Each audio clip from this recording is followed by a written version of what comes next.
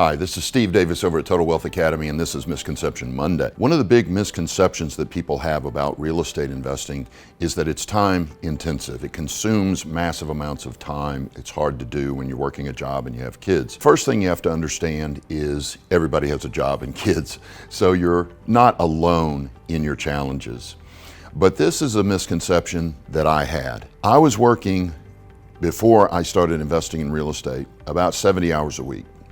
This put a huge strain on my marriage, and I almost lost my wife.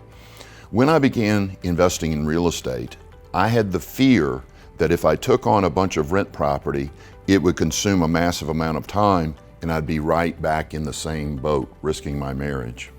Until I met a guy who had 120 houses and he vacationed out of the country once a month. It woke me up.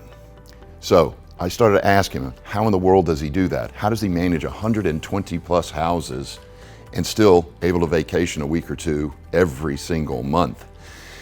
And he taught me. He showed me step by step how to manage properties, and that's what we do at Total Wealth Academy. I can literally run a 20-home portfolio in under 6 hours a month and make myself $8,000 to $10,000 profit.